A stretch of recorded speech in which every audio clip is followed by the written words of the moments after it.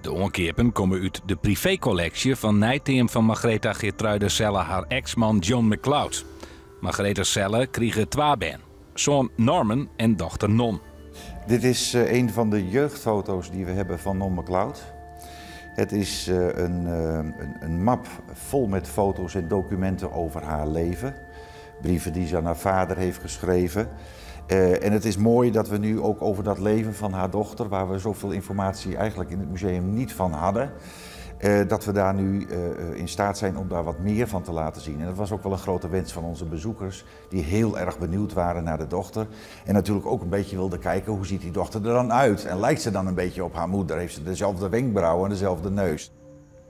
Een mooie jonge dame. In de ruimte waar we nu staan is materiaal toegevoegd over de dood van het zoontje van Margaretha Selle en John McLeod. Een bijzonder aantal objecten, omdat het een inkijkje geeft in het leed natuurlijk wat de ouders hebben meegemaakt bij het zo vroeg overlijden van hun kindje wat 2,5 jaar oud is geworden. Ik zag hier lezen, hier lokjes. Ja, klopt. Er is bijvoorbeeld van het jongetje haar afgeknipt terwijl die in zijn kistje lag om te bewaren. En dat heeft vader ook op het envelopje geschreven. Dus je komt wel heel dichtbij hier. Dat wilden we voor deze tentoonstelling heel graag. Dichtbij komen, onder de huid kruipen, meebeleven wat er is gebeurd. En de toevoeging maakt dat zeker mogelijk.